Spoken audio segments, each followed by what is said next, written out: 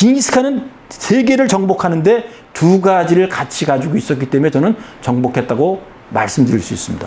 하나는 이겁니다. 늑대의 기질이 있습니다.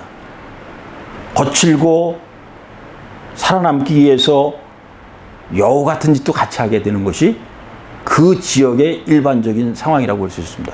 종의 기원에 이런 얘기가 있습니다. 종의 기원에 보면 지구상에 지금까지 살아남은 종은 두뇌가 우월한 종이 아니다.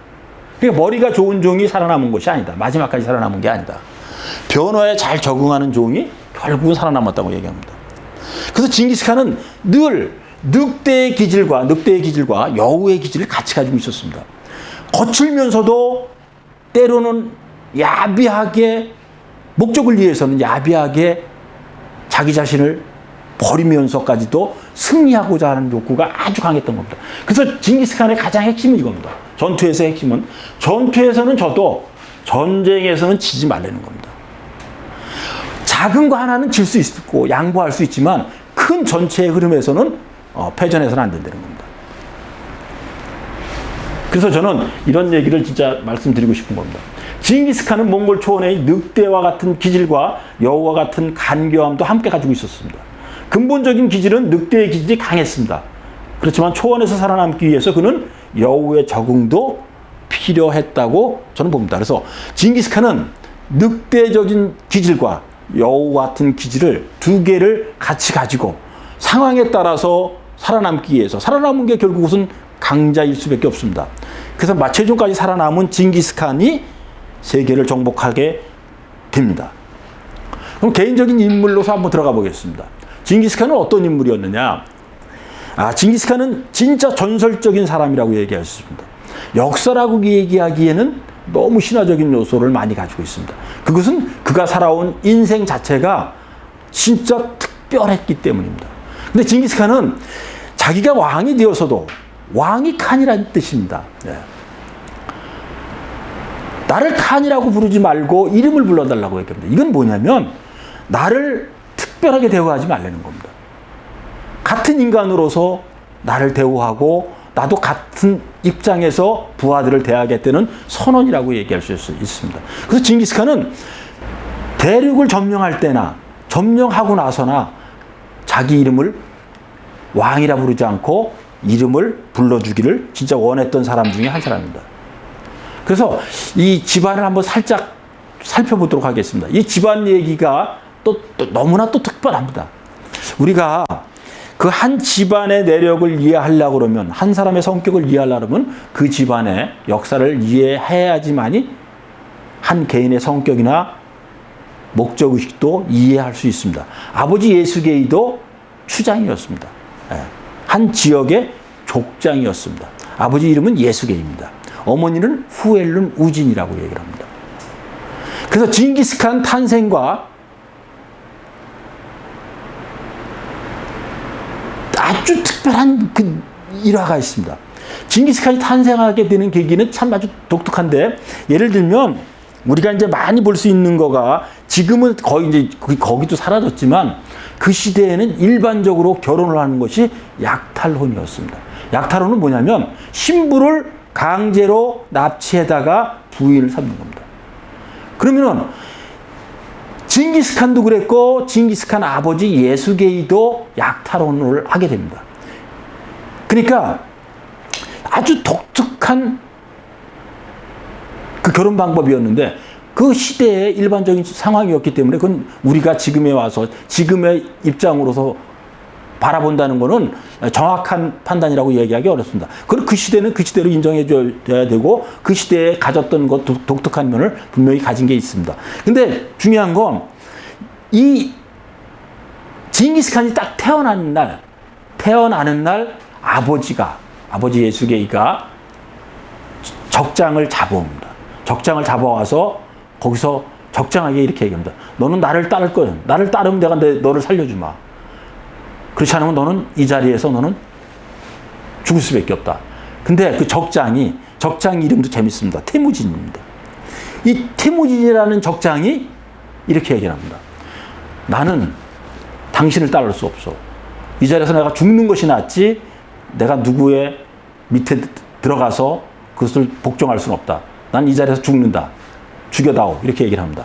그래서 예수계가 그 적장을 처형을 합니다. 처형을 하는데 그 적장의 이름이 태무진입니다. 근데 징기스칸의 이름이 무엇으로 이름을 져주느냐? 태무진입니다. 우리가 상상할 수 없는 일을 이 시대에 많이 일어나고 이 징기스칸의 집안에서는 아주 자연스럽게 일어난다고 볼 수도 있습니다. 너무 놀라운 일입니다. 적장을 잡아와서 적장을 죽이는데 적장이 너무나 용감하게 자기가 죽음을 선택을 하니까 그것이 너무 진짜 사내답다 그래가지고 그것을 태어난 그 아들한테 그대로 이름을 지어주는 것이 징기스칸의 아버지입니다. 그래서 징기스칸은 태무진이 됩니다. 징기스칸의 일생도 아버지를 그대로 빼닮습니다. 징기스칸은 독특한 것이 아버지를 그대로 닮았다고 제가 말씀드렸습니다. 무엇이 닮았느냐? 징기스칸이 자기 부인을 약탈당합니다. 적장에게 도망을 가다가 부인과 자기를 돌봐주는 사람들을 남겨두고 여자들만 남겨두고 남자들이 탈출을 하게 되는데 이때 자기 부인이 적장에게 잡혀갑니다. 적장에게 잡혀가서 그쪽에 살 수밖에 없는 상황이 된 거예요. 그 약탈원이 일반화되어 있으니까. 그래서 징기스칸은 자기 친구와 함께 공격에 나서게 됩니다. 그러니까 자기 부인을 뺏어오기 위해서 공격을 하게 되는 겁니다. 또 공격을 해서 성공을 합니다. 그래서 부인을 다시 찾아옵니다. 찾아와서 보니까 임신이 되어 있던 겁니다. 그러니까 9개월 만에 낳았다 그러니까 정확하게 얘기할 수는 없지만 거의 적장의 자식일 가능성이 너무 많은 겁니다. 그래서 자식을 낳습니다. 자식을 낳았는데 그 자식의 이름을 주치라고 집니다. 주치는 무슨 뜻이냐면 손님이란 뜻입니다. 나그네라는 뜻도 있고 뭐 그런 뜻이랍니다. 자기 자식을 손님 나그네라고 짓는다는 게 이해가 됩니까? 그게 어쨌든 그래서 첫 번째 아들을 그렇게 해서 낳고 아들도 받아들이게 됩니다. 자기 아내를 찾아왔으니까 어쩔 수 없이 자기 아내가 적장에 자식을 낳더라도 뺏긴 것이 자기 책임이니까 자기 책임이 될 수밖에 없습니다. 사내로서의 능력이 없어서 자기 아내를 뺏겼으니까. 다시 찾아왔을 때 임신해 있는 걸 그대로 낳아서 그 아이의 이름은 적장의 아이였지만 주치라는 이름을 가지고 하게 됩니다. 그래서 자식을 4명을 낳게 됩니다. 첫 번째 아들이 주치, 그렇게 나왔던 주치. 두 번째가 차가타이, 세 번째가 우거타이, 톨로이 이렇게 해서 자식을 4명을 본부인 앞에서 4명을 낳고 근데 기록에는 이렇게 나와 있습니다. 한 40명 정도의 자식이 있었다고 나옵니다. 그러니까 두 번째, 세 번째. 부인이 몇 명이었느냐면 상상하기 어렵지만 한 500명으로 나옵니다. 기록에. 5명이 아닙니다. 500명이 부인이었다고 나오니까 그것도 우리가 상상하는 것과는 너무나 거리가 있습니다. 징기스칸은 우리하고 근원적으로 다른 사람들이라고 말씀을 드릴 수 있습니다. 징기스칸의 이제 전술에 대해서 제가 이제 살펴보도록 하겠습니다. 징기스칸의 진정으로 위대한 점은 작은 인원으로 전 세계를 정복했다는 건데 이것은 우리가 상식선을 완전히 벗어납니다. 그러니까 그 당시에 몽골 제국의 인구를 대체적으로 200만 안쪽으로 봅니다. 얼마 그렇게 많지가 않았습니다. 200만이라고 해봐야 지금 우리나라로 얘기를 하면 뭐 큰 도시 인천하고 고양시 정도 합한 정도. 그 다음에 지금 부산이 한 350만 되나요? 거기보다도 한 반 정도밖에 안 되는 그 인구를 가지고 세계를 정복하게 됩니다.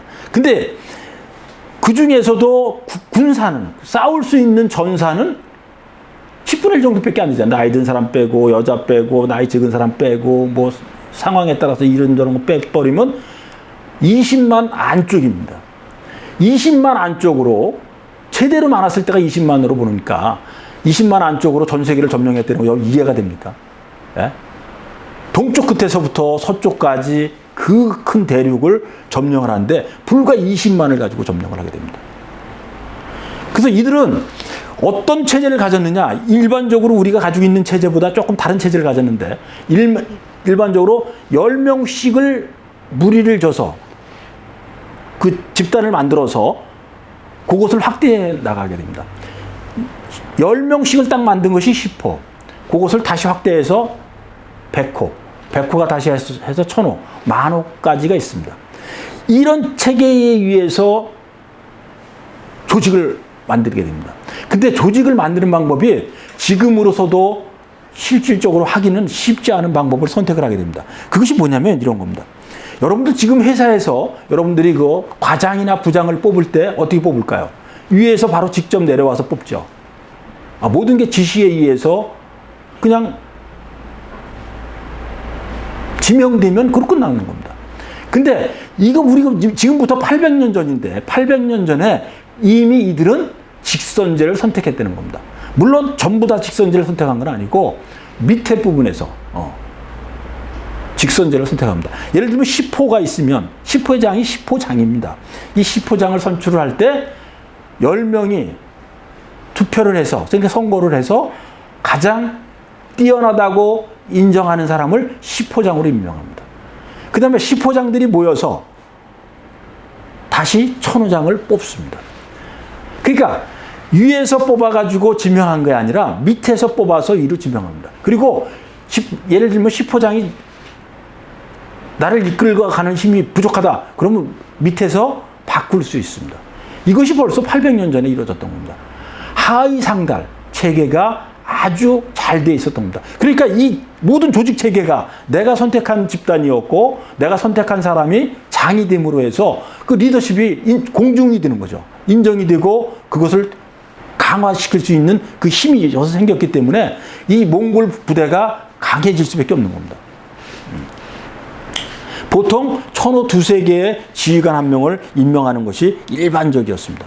그 다음에 우리가 알고 있는 거하고 지금 좀 전에 말씀드린 것처럼 진짜 전혀 다른 체계를 만들어냈던 거. 우리가 얘기하면 팀제라고 얘기하는 것이 이미 몽골 시대에 주어졌다고 보시면 되는 겁니다.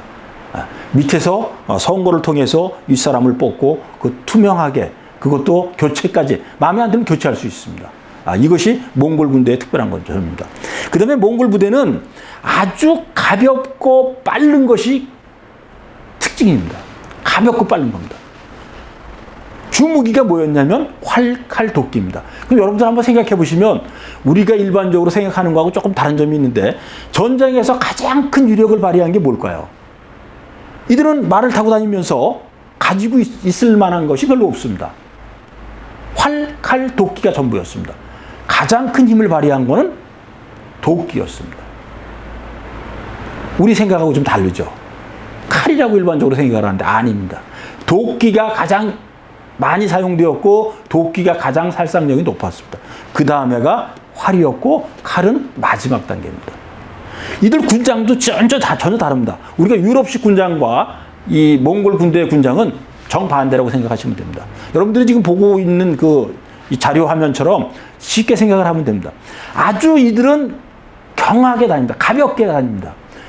심지어 여러분들이 지금 보고 계신 저 군장을 완벽하게 치렀을 때가 저 모습이고 일반적인 상황에서는 지금 우리 얘기하면 팬티 하나 입은 정도만 가지고 말을 타고 다녔던 겁니다.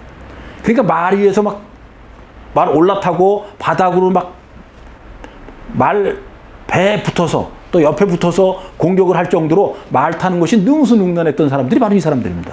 그래서 이 사람들은 아주 가볍고 무진히 빨랐습니다. 어느 정도로 빨랐느냐?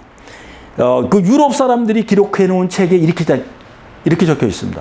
하늘이 무너지는 것처럼 왔다가 번개처럼 사라졌다. 하늘이 무너지는 것처럼 왔다가 그러니까 와 하고 어디서 먼지가 나는 듯한데 어느 순간 점령당한 거예요. 그리고 나서 바로 사라져버립니다. 점령해버리고 사라져서 이들의 정체가 도대체 어떤 존재냐. 그리고 나서 다음에 또 공격을 해서 초토화시킵니다. 이것이 이들의 방법입니다. 그리고 이들이 탔던 말도 우리가 유럽식 말들은 여러분들 많이 보셨고 우리나라에도 그 유럽식 큰 행사 같은 때 보면 말들 있지 않습니까? 그 키가 높은 말들 있죠. 아주 덩치가 좋고 그런 말들이 있는데 이 유럽인들이 가졌던 말보다 훨씬 작고 뛰는 방법도 달랐던 말을 가진 것이 몽골 사람들입니다. 몽골 사람들의 말은 어땠냐면 유럽은 크고 우리가 볼 때 아주 보기에 좋지만 이게 지구력이 약해요. 근데 이들이 가졌던 말들은 과하마라고 합니다. 왜 과하마냐면 과일나무, 사과나무나 활구나무나 이런 게 있다 그러면 그 과일나무는 크게 자라지 않잖아요. 일반적으로. 그래서 그 나무 밑으로 말이 지나가도 닿지 않을 정도다. 그래서 과하마라고 얘기를 합니다. 근데 이 말은 아주 다른 면을 가지고 있습니다. 어떤 면이 다르고 있는 면이냐면 우선 지구력이 좋습니다. 말은 적은데 지구력이 좋습니다. 그 다음에 뛰는 방법이 다릅니다. 서구의 말은 이게 두 발이 이렇게, 발이 이렇게 있으면 한 발 나가고 한 발 나갑니다. 그 다음 뒷발도 한 발 나가고 한 발 나갑니다. 그러니까 이렇게 출렁출렁 이렇게 하게 되어 있습니다. 이렇게 가니까. 그죠? 여기서부터 하면 이렇게 가고, 이렇게 가고, 이렇게 가고, 이렇게 갑니다. 발이 그렇게 갑니다. 몽골의 말은 그렇게 가지 않습니다. 이렇게 갑니다. 앞발이 나가고 뒷발이 나갑니다. 그 다음에 왼쪽 이쪽에 있는 앞발이 나가고 뒷발이 나갑니다. 그러니까 어떤 얘기냐면 이 말이 서구의 말은 이런 형태로 갑니다. 이런 형태로. 발이 뛰니까. 근데 몽골의 말은 이런 형태로 갑니다. 이렇게. 앞으로. 그러니까 앞뒤 이런 식으로 가게 됩니다. 서구의 말은 좌우로 가게 됩니다. 움직임이 그렇다는 겁니다. 그래서 서구의 말에서는 말 한 장에서 활을 쏘기가 어렵습니다. 칼을 쓰기도 어렵습니다. 근데 이 몽골의 말은 작지만 앞뒤로 이렇게 움직이기 때문에 활을 쏘는데 아주 유리했다고 합니다. 그래서 말 한 장에서도 활을 쏘는 것이 일반화되어 있는 것이 몽골입니다. 그래서 몽골인들은 처음에 공격을 하다가 그 앞에서 공격하러 가다가 바로 도망을, 그러니까 자기들이 약한 것처럼 해서 후퇴를 하게 되면 후퇴를 해서 쫙 오면 쫓아오잖아요. 쫓아올 때 여기 복병들을 두는 것이 일반적인 전술의 한 방법으로서 치고 빠집니다. 그럼 쭉 그 큰 말들을 몰고 오는 유럽의 말들이 쫙 쫓아오면 복병 돌아서면서 활을 쏠 수 있는 것이 몽골의 말입니다. 그래서 거기서 바로 공격을 하게 되고 복병들이 같이 공격을 해서 아주 이 유럽이 이 몽골한테는 힘을 하나도 못 쓰게 되는 그런 것을 보여준 것이 이 몽골의 아주 그 강점이라고 얘기할 수 있습니다. 그 다음에 이들의 시력은 우리가 상상하기 어려울 정도의 시력을 가지고 있습니다. 5.0 정도가 된다고 그러니까 상당히 높습니다. 그 다음에 점령 속도가 우리가 일반적으로 얘기하는 점령 속도하고는 너무 상상을 초월하는 점령 속도를 가지게 됩니다. 그러니까 몽골이 세계를 점령하는 속도는 어느 정도였냐고 얘기를 하면 그냥 쉽게 한마디로 얘기하면 이겁니다. 우마차를 타고 그냥 터덜터덜하고 쭉 쉬지 않고 가면 그것이 점령 속도라고 볼 정도로 이들은 빠른 속도를 가지게 됩니다. 그러니까 이런 것도 여러분들이 비교를 해서 한번 이해를 하시면 될 것 같습니다. 유럽이 십자군 원정을 100년이 넘게 합니다. 이건 몇 년이라고 얘기하기는 좀 애매한 점이 너무나 여러 군데서 있기 때문에 딱 얼마라고 얘기하기는 어렵지만 100년이 넘는 동안을 유럽이 이슬람 제국을 점령하기 위해서 종교전쟁을 일으키죠. 그러나 점령을 못합니다. 근데 몽골은 단숨에 점령을 해버리죠. 그만큼 비교가 안 될 정도의 우위를 점한 겁니다. 거기에는 지금 여러분들이 제가 말씀드렸던 것들을 여러 가지 특별한 점이 있는 겁니다. 속도가 우선 빨랐다는 거고. 아주 속도가 빨랐다는 겁니다. 전술이 그 속도에서 거의 나왔다고 보시면 되는 겁니다. 그래서 점령 속도도 우마차를 타고 그냥 또닥또닥 하고 그냥 끝없이 쉬지 않고 가는 정도로 세계를 정복해 나가는 겁니다. 그래서 이들은 그럼 어떤 독특한 점이 많이 있었는데 독특한 점이 뭐였냐? 우선은 마리에서 자고 마리에서 해결한다는 겁니다. 그러니까 우리가 생식 기능을 배설 기능만 빼놓고는 늘 마리에서 살 정도로 이들은 마리에서 생활을 하게 됩니다. 그러니까 속도가 비교가 안 되는 겁니다. 예를 들면 이겁니다. 우리 정착민들이 공격을 하고 전쟁을 치를 때는 가장 힘든 점이 침식입니다. 이 침식하는 시간 때문에 많은 시간을 소비하게 됩니다. 예를 들면 우리가 야영 같은 걸 가보면 여러분들이 잘 이해될 거로 봅니다. 야영을 가면 어떻게 하죠? 텐트를 쳐야죠. 그죠? 텐트를 쳐야 됩니다. 그 다음에 음식을 준비합니다. 그리고 음식 준비하면 먹고 나서 어떻게 또 해결을 해야 돼요. 그 다음에 텐트를 다시 걷어서 다시 또 이동을 해야 됩니다. 근데 물자 보급도 받아야 되고 이 과정이 사라져버리는 것이 몽골인들의 전투 방법입니다. 마리에서 생활하고 마리에서 먹고 배설할 때만 내려와서 배설합니다. 그리고 이 말도 보통 한 마리만 가지고 있는 것이 아니라 2마리에서 6마리까지의 말을 같이 데리고 다닙니다. 가지고 다니는 방법도 독특합니다. 예를 들면 우리는 말 한 마리를 가지고 가서 그 말을 가지고 정착을 해서 그 말을 먹이고 그 다음에 다시 쉬고 해서 그 다음날 그 말을 타고 또 공격을 하게 되는데 몽골 사람들은 아닙니다. 말을 2마리 내지 6마리를 가지고 가서 그들이 직접 가는 건 아닙니다. 전투를 하는 전사들은 싸우고 뒤에서 이동하는 배후 세력이 있습니다. 그 배후 세력이 늘 뒤따라다닙니다. 이렇게 이런 공격을 가지는 거죠. 우리의 의식 체계에서 많이 벗어난 건데 전방에 전투를 하는 사람이 나가면 이 후방에서 양떼와 소떼와 말떼를 데리고 이동하는 그 나이 들고 어리고 그런 사람들이 따라갑니다. 그러니까 여기서 바로 문제가 생기면 여기서 말을 바로 공급해주고 먹을 것도 바로 공급을 해줍니다. 그리고 마리에서 얼마나 오랫동안 생활을 하냐면 내려오지 않을 정도로. 그러니까 마리에서 이동을 하고 마리에서 먹고. 그러니까 얼마나 속도가 빨라요. 이 정착민들은 텐트를 치고 이동하고 음식 준비를 하고 음식 준비를 한 걸로 다시 해결해서 다시 음식 준비를 보급을 받고 해야 되는데 이들은 그냥 그 순간 이동하는 걸로 다 끝나는 거예요.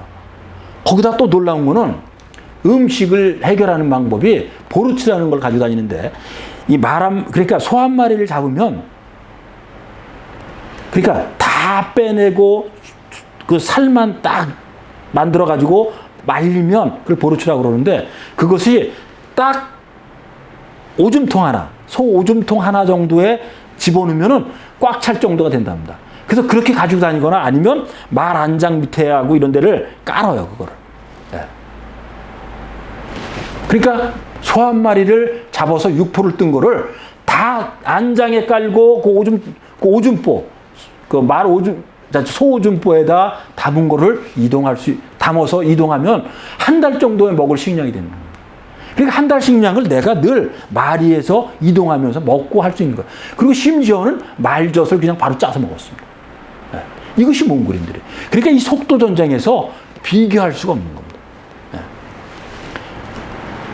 이들이 세계를 점령하는 것은 그냥 점령한 게 아닙니다.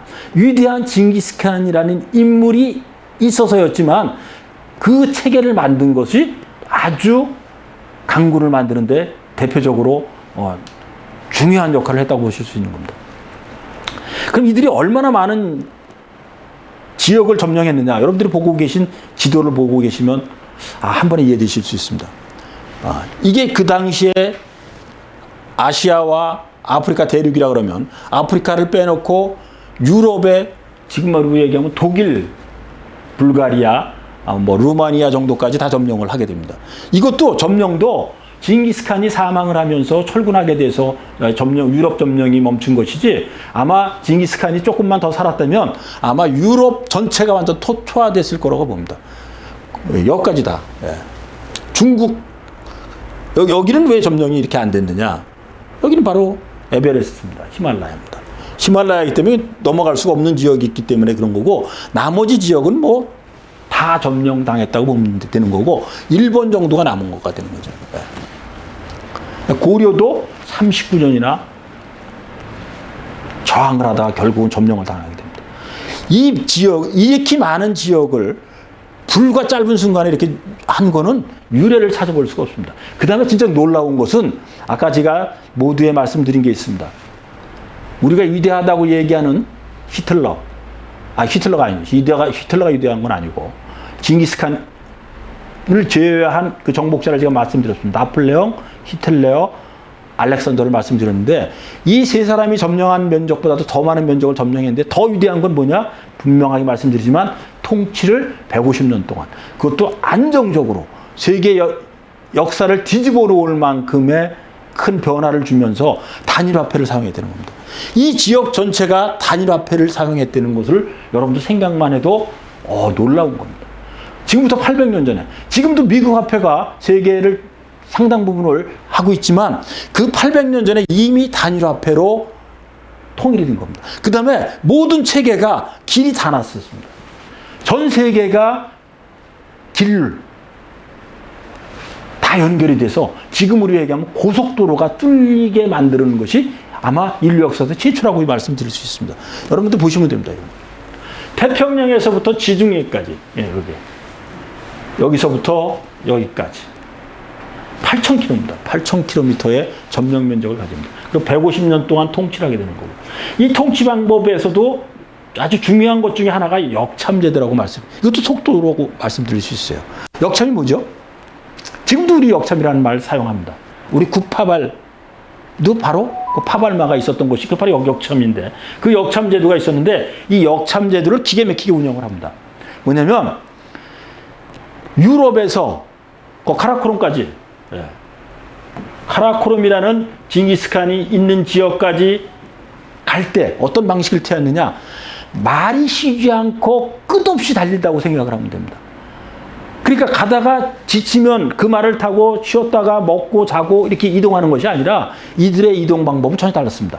역참제도는 어떻게 하는 거냐면 이렇게 보시면 됩니다. 말 한 마리가 있습니다. 제가 말을 한 마리 가지고 있습니다. 그럼 제가 말을 타고 전속력으로 달립니다. 그럼 말이 보통 쉬지 않고 달리면 4km 정도면 지친다고 합니다. 완전 지친다고 합니다. 그럼 4km 정도까지를 전속력으로 달리는데, 그리고 나면 거기에 있던 대기하고 있던 또 다른 역참에 대기하고 있던 사람이 다시 그 말을 타고, 다른 말을 타고 그걸 전달받은 다음에 그대로 전속력으로 가는 겁니다. 그럼 어떻게 되는 거죠? 처음 출발해서 마지막 도착할 때까지 말은 쉬지 않고 끝없이 달리는 겁니다. 우리가 얘기하고 있는 역참제도하고는 다른 제도가 있는 겁니다. 어떻게 했느냐? 이렇게 됩니다. 말에 방울을 답니다. 말에 방울을 달아요. 말에 방울을 달고 전속력으로 쫙 달리면 멀리서부터 그 말이 달려오는 그 소리가 들릴 거 아니에요. 그 종소리가 딸랑딸랑딸랑 소리가 나게 일부러 소리를 크게 나도록 만들어 놓은 그 방울을 달고 전속력으로 달리면 거기에 3 내지 5km마다 그곳을 대기하고 있는 사람들이 기다리고 있다가 거기서 전달 물품을 받고 그 다음에 전속력으로 달리는 겁니다. 그래서 3 내지 5km 정도마다 하나씩 있는 거고, 그 다음에 큰 마을에 30km 내지 50km마다 전담자를 두어서, 전담자가 보통 20에서 30호 정도를 유지를 했다 그러니까 아주 전담 인원이 많이 있었던 겁니다. 그 다음에 중간 기준으로서는 3 내지 5km마다 그 한 40호 정도인데, 여기는 전담자 호수가 20에서 30호고 이건 전체 호수가 한 40호 정도가 되는 것이, 이것이 역참제도입니다. 그러니까 이 속도를 얼마만큼 이들이 중요하게 여겼고 전달하는 과정도 얼마나 빨랐는가를 갖다가 바로 우리는 이 한 가지만 가지고도 이해할 수 있습니다. 그리고 징기스칸은 독특한 정보력을 이용을 해서 전 세계에 소문을 퍼뜨리는데 대가였습니다. 지금 우리 얘기하면 대중매체를 이용하는 것과 똑같은 방법인데, 그 당시에 징기스칸은 이런 얘기를, 자기가 세계를 정복하겠다는 그 의지를 가지고 나서 이런 얘기를 합니다. 나는 태양이 뜨는 곳부터 태양이 지는 곳까지 점령하고 지배할 것이다 라고 합니다. 그 소문을 의도적으로 퍼뜨립니다. 징기스칸이 이 세상에 나와서 세계를 정복하고 그 다음에 칸으로서 등극하는 것을 정당화시키는 방법으로 소문을 퍼뜨리는 겁니다. 미리 소문을 쫙 퍼뜨립니다. 나는 태양이 뜨는 곳부터 지는 곳까지 점령할 것이다. 그리고 지배할 것이다. 그리고 나는 그것을 혼자 독점하지 않고 나눠줄 것이다 라는 선언을 합니다. 그것이 같은 꿈을 꾸고 같이 행동하게 만드는 큰 힘이 되는 원동력이 됩니다. 진정 이들은 이 넓은 지역을 단일화폐를 사용했고, 그 다음에 종교의 자유를 100% 인정합니다. 자기가 믿고 있는 종교를 개종하라는 얘기를 전혀 하지 않고 있는 종교를 그대로 믿게 만듭니다. 이것이 징기스칸의 특별한 점입니다. 그 다음에 약탈을 금지합니다. 징기스칸은 처음에 약탈로 인해서 자기도 당했습니다. 아버지도 당해서 아버지는 약탈혼을 했고, 징기스칸은 약탈혼에 의해서 부인을 뺏겨서 다시 되찾아오는 과정의 아들에 대한 얘기도 제가 말씀을 드렸습니다. 주치라고 해서 손님이라는 이름까지 지어뒀다고. 근데 징기스칸이 칸으로 등극하면서 몽골 제국의 칸으로 등극하면서 바로 선언한 것이 약탈금지입니다. 이 약탈금지는 아주 몽골 제국을 탄생시키는 데 중요한 힘이 원천이 됩니다. 뭐냐면 우리는 일반적으로 공격을 했을 때, 그러니까 징기스칸이 몽골 제국을 선언하기 전과 후를 나누는 것이 바로 약탈금지인데, 약탈을 할 때는 공격을 해서 자기가 공격해서 전투에서 승리하면 그 지역에 있는 것들을 자기가 직접 약탈을 해서 가지고 갑니다. 그러니까 공이 많은 사람일수록, 먼저 점령할수록 공을 인정을 해준 거가 몽골 초원의 일반적인 전쟁 방법이었고 그 약탈의 방법이었습니다. 근데 몽골 제국을 선언하고 나서는 이것을 금지시킵니다. 반대에 의해서 많은 사람들이 그 부하들 중에 일부가 이탈까지 하게 됩니다. 이것을 인정하지 못한다고 그래가지고. 그럼에도 불구하고 약탈을 금지합니다. 그 이유는 제국으로서의 면모를 갖추고 그 다음에 국가로서의 면모를 갖추는데 약탈이 진정 중요하다는 것을 여기서 징기스칸은 깨달았기 때문입니다. 왜냐하면 약탈은 먼저 가서 많이 자기가 집어가지고 가서 가져가면 그만입니다. 거기에 대해서 무슨 문제가 생기냐면 그 이후의 통치 방법에 있어서 어려운 점을 만나게 됩니다. 그래서 어떤 어려운 점이냐? 전쟁에 참가하지 않은 사람들은 약탈 물품을 보급받지 못한다는 겁니다. 여자들은 보급받지 못한다는 겁니다. 그 다음에 나이가 많고 상황이 어려운 그 사람들은 또 보급을 받지 못합니다. 그래서 징기스칸은 제국을 만들면서 바로 약탈을 금지를 시켜서 똑같이 물건을, 전리 물품을 그대로 다 한 곳에 모아서 배급을 하게 됩니다. 그래서 힘없는 여자한테, 어린아이한테, 노인한테 다 보급을 균등하게 거의, 그 차별은 두었지만 거의 빼놓지 않고 이 약탈품을 나누어주는 제도를 가지게 함으로써 그 국가적인 면모를 갖추고 그 다음에 체계적인 완성을 하는데 아주 중요하게 역할을 하게 됩니다.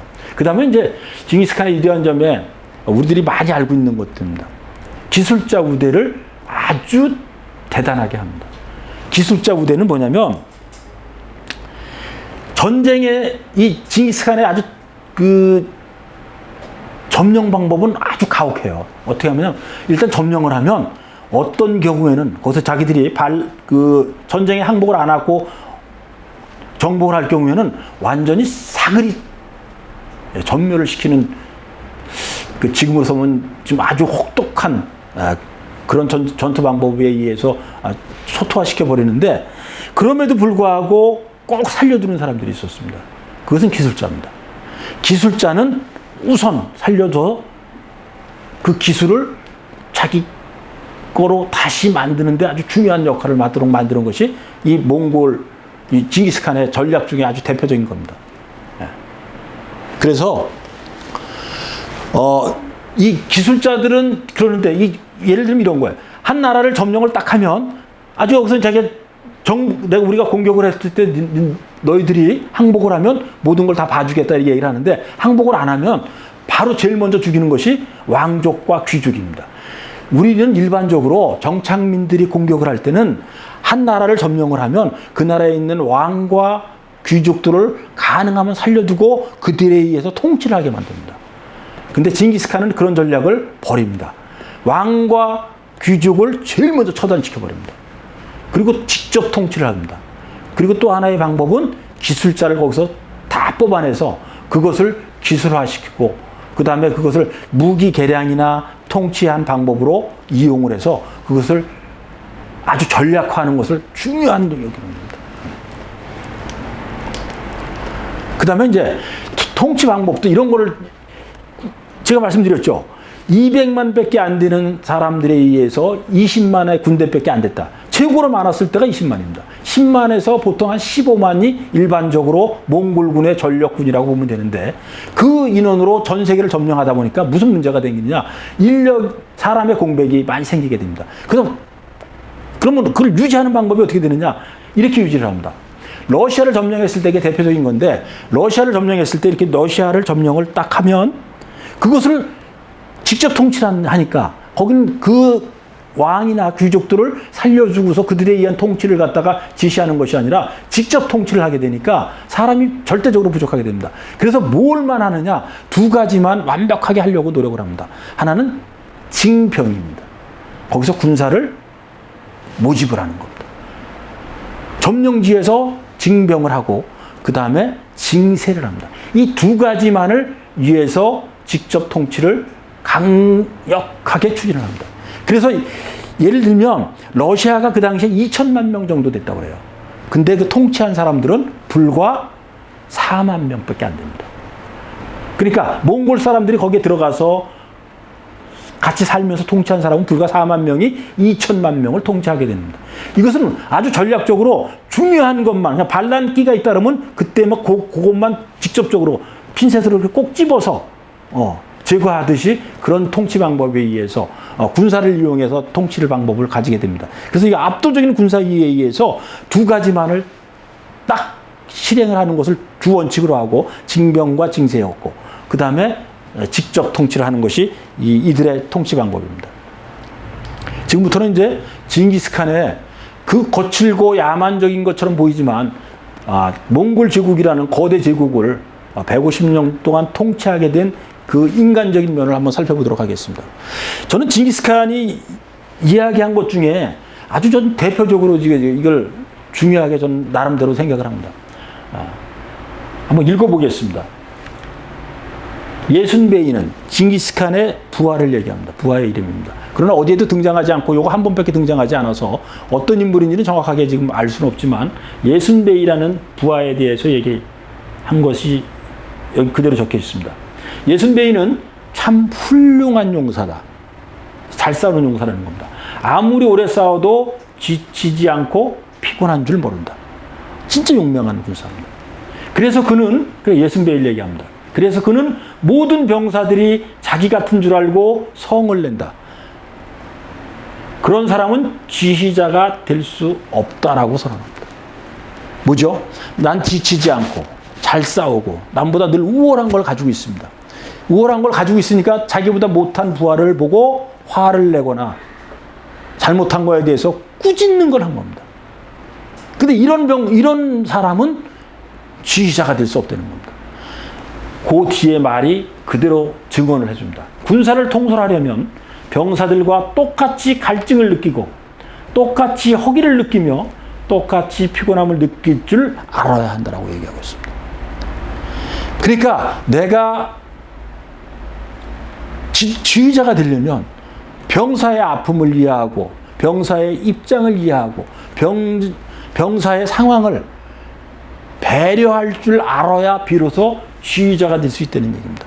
이 이야기는 징기스칸 스스로가 그렇게 살았다는 걸 적어도 그렇게 살려고 노력을 했다는 것을 보여주는 증언이기도 합니다. 그러니까 징기스칸이 그 오랜 시간 동안 통치를 한 힘은 바로 이런 데서 나오는 겁니다. 나보다 못한 사람들을 배려하고 옹호해주고 힘을 불어넣어주고 그래서 징기스칸은 자기 부하들 중에 자기의 중요한 부하들 중에 누구도 죽인 사람이 없습니다. 징기스칸이 사망할 때까지 진짜로 자기가 한번 믿었던 사람들은 끝까지 갔습니다. 이것이 징기스칸의 아주 독특한 힘이라고 볼 수 있습니다. 여기서도 그대로 징기스칸의 성격과 징기스칸의 통치 방법을 이해하고 부하를 다루는 방법도 이해할 수 있는 겁니다. 이것은 징기스칸이 유일하게 남아있는 징기스칸의 어록이라고 볼 수 있습니다. 직접 남아있는, 기록으로 남아있는. 이것은 대인에게, 그러니까 징기스칸이 이런 점이 특별했었습니다. 내가 무언가를 할 때는 제일 먼저 남한테 듣습니다.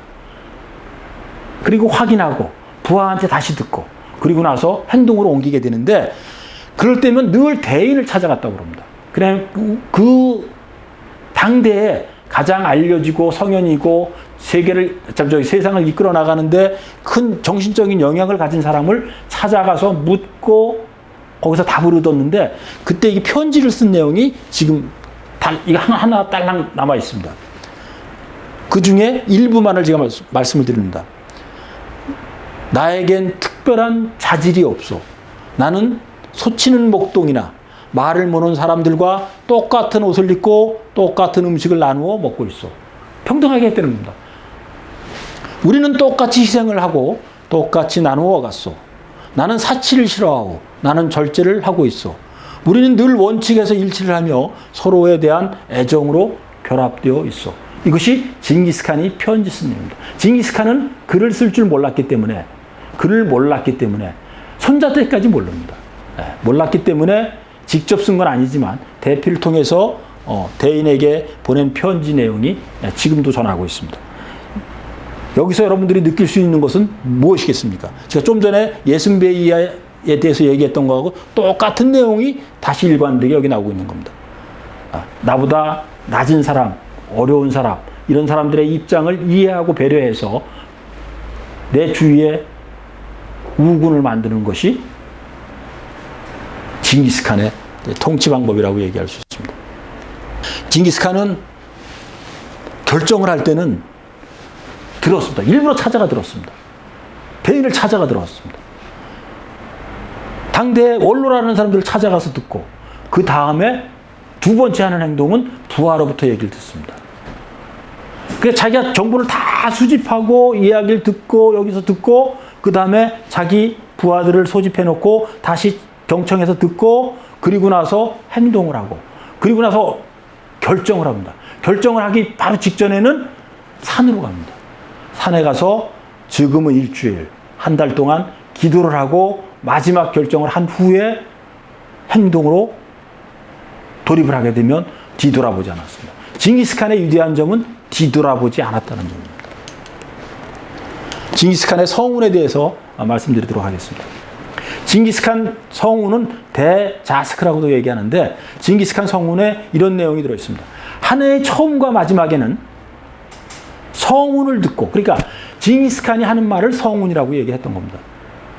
듣고 가라. 그러니까 한 해가 시작되고 한 해가 끝나는 때, 그러니까 한 해가 끝나고 한 해가 시작할 때는 나한테 다시 모든 부하들은 중요 지휘관들은 집합하라는 겁니다.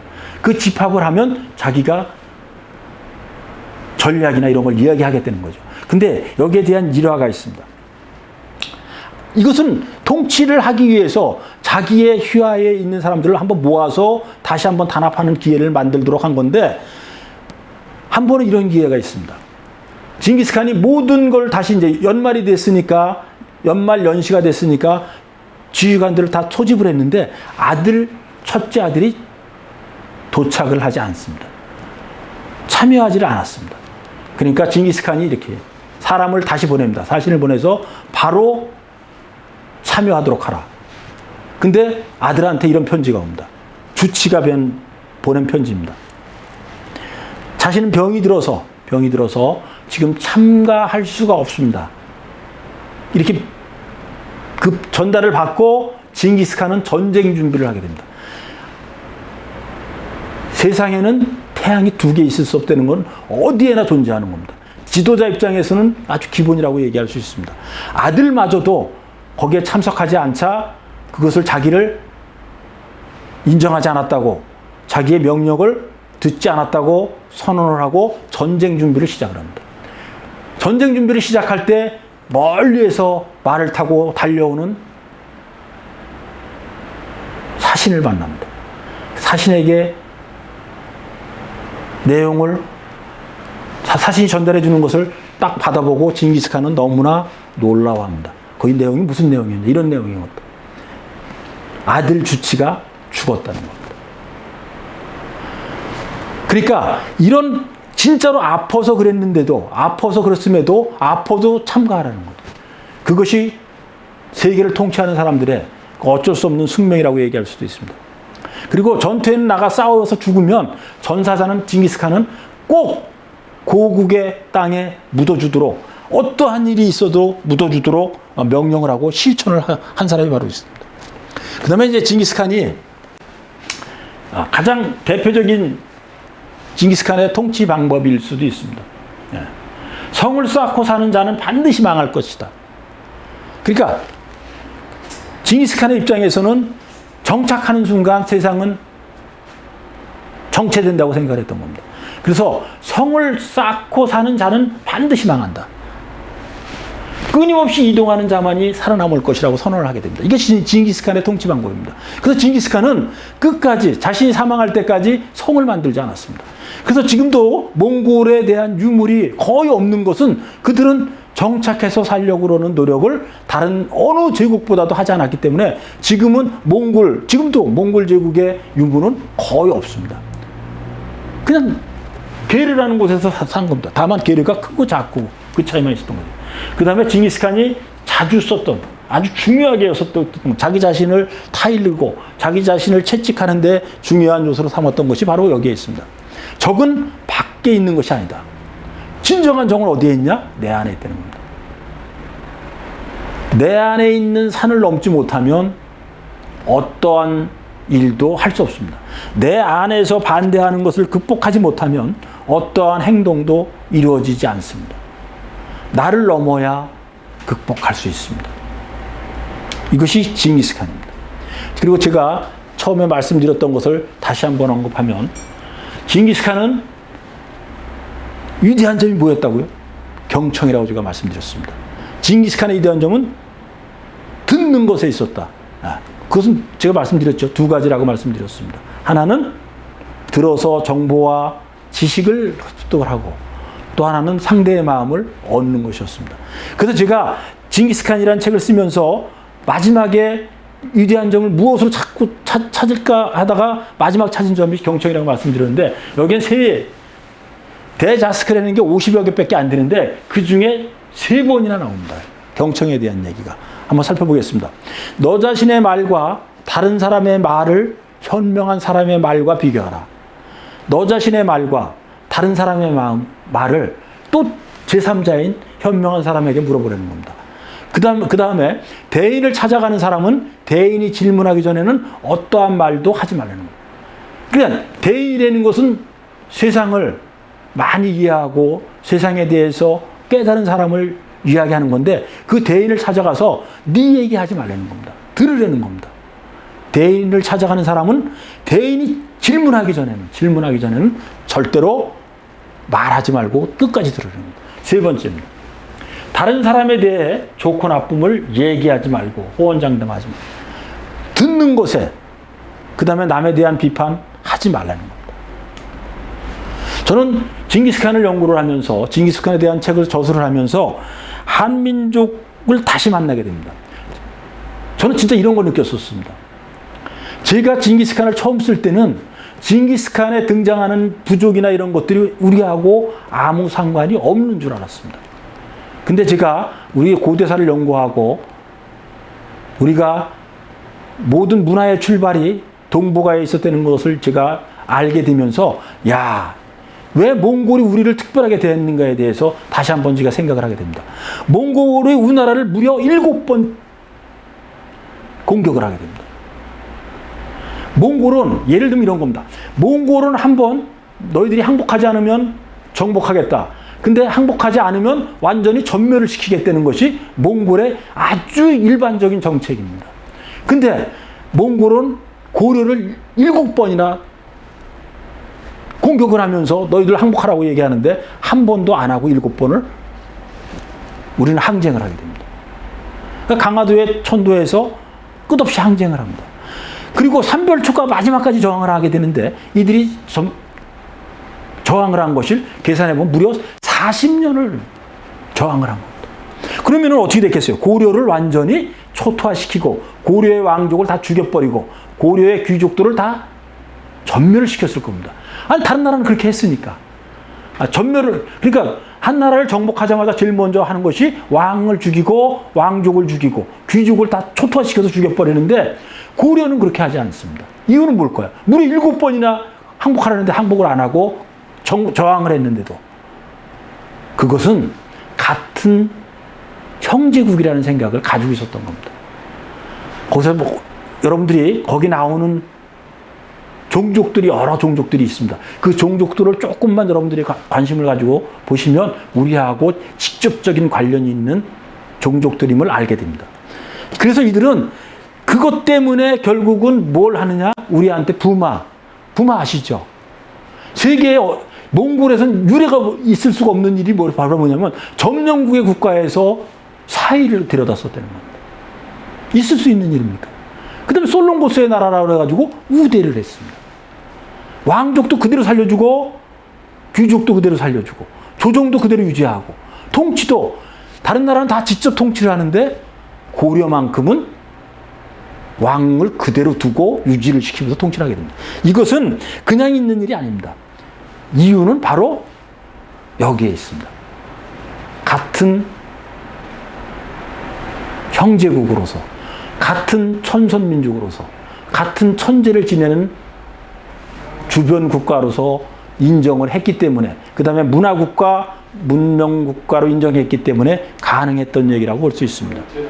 그래서 고려에 대해서는 아주 극진한 대우를 한 겁니다. 그래서 통치도 위임을 했고, 부마국도, 그러니까 그 사의를 고려에서 데려다가 사의를 삼았고, 그 다음에 거기서 나온 사람들도 바로 기황후 같은 고려의 여인이 황후가 되는 이런 상황까지 만들어줬다고 볼 수 있는 겁니다. 그러면서 이 상징적인 말 한마디로 이제 마무리하라고 합니다. 저는 흔히 자식에게 뭘 물려주겠다는 얘기할 때, 야, 이 징기스칸 같은 이런 인물이 한 얘기는 진짜 상상을 초월합니다. 징기스칸이 아들한테 유산을 죽을 때 이런 얘기를 한 겁니다. 유산을 물려주겠다 그러면서 이런 얘기합니다. 말을 타고 1년 동안 달려도 다 돌아볼 수 없는 땅을 너희들에게 돌려주마, 이런 얘기합니다. 징기스칸은 이렇게 위대했습니다. 네. 징기스칸의 위대한 점은 어디에 있었느냐? 다시 한번 제가 마지막 정리를 하면 여기에 있습니다. 태양이 뜨는 곳부터, 태양이 지는 곳부터 점령을 해서 그것을 나눠주겠다 그랬습니다. 그리고 이 꿈을 혼자서 꿈꾸지 않았습니다. 다 같이 꿈꾸도록 했습니다. 몽골 제국의 사람들이 모두 다 같이 꿈꾸게 해서 행동으로 옮기도록 했습니다. 여기서 자발적인 힘이 나오고 또 남의 힘을 들어서 경청을 함으로 해서 세계를 정복하는 위대한 힘을 만들어낼 수 있었습니다.